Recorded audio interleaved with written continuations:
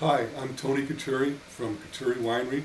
We're located in Glen Ellen, California, just about an hour to the Golden Gate Bridge.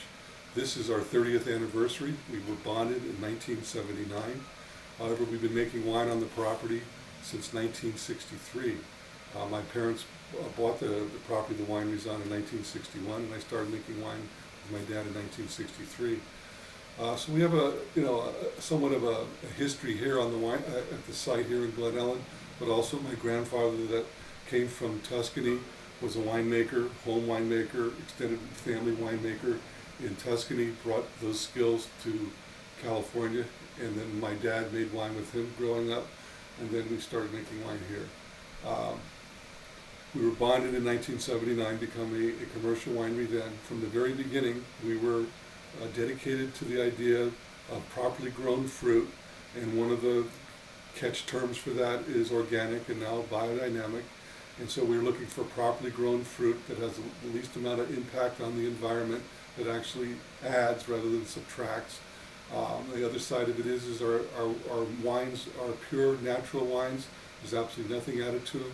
We use the natural yeast of the fruit, which goes hand in hand with organically grown fruit. Nothing's put on the vines or put on the grapes that is going to interfere with the natural yeast doing the fermentation, and all the way to the point that there's no sulfites, there's no yeast nutrients, there's absolutely nothing added to these wines. One of the things that we're really trying for is to get a sense of place in our wines, which the French call terroir, so that when someone drinks this wine, besides the fruit characteristics of the varietal, they also the wines have a very strong sense of place. So we're in a transition time now in Coturri Winery. I just turned 60 years old, and my son Nick, who's going on 25, we're developing a program for him to eventually take over the winery, hopefully in about 6 years. So a lot of the stresses and turmoils of being in a family business are being discussed. A lot of the issues of how do you make a living in the wine business are being looked at very carefully, and business plans are starting to emerge where we can start looking for a future. The three main things obviously in the wine business are grapes, barrels, which is the winemaking side, and marketing. They're equal in terms of the necessity of having high quality grapes, high quality winemaking, quality controlled winemaking, and a very, very strong marketing program. Nick has been taking part in all three aspects of it. The one that obviously the most important at this point is marketing. Nick's made 3 trips to New York this year, and we're going to talk a little bit about the stresses of one, coming into a family business that's been in existence for 30 years, and what kind of changes and what kind of things does he see that need to be continued into the future. So Nick, let's talk a little bit about being in a family business which is in lots of times the transition between the generations is really the downfall of a business, and given the complexity of the wine business, what challenges do you see in terms of eventually taking over as the managing member of the family and the winery? Well, in the last 5 years, I've dealt with having grown up here and everyone treating me like a kid, and then moving into being more the boss and having to just work really hard to prove myself, so that people that I grew up with all trust me to potentially be their boss in the future. You're talking about the workers, essentially. Yeah. Like Billy's been with us for 25 years, and Luciana's been for almost 20 years, so they definitely did see you grow up. So there is that. I think in lots of ways, what you're feeling is more on your side than on their side. I mean, they're happy to embrace the changes. Yeah. They're very, very good workers.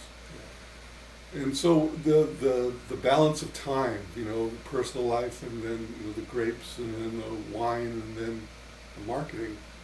How do you see yourself being able to juggle those aspects of your life? Balancing time between going on marketing trips, which is absolutely essential, balancing that with all the actual physical work that has to be done here is the hardest part, but just trying to fit it all.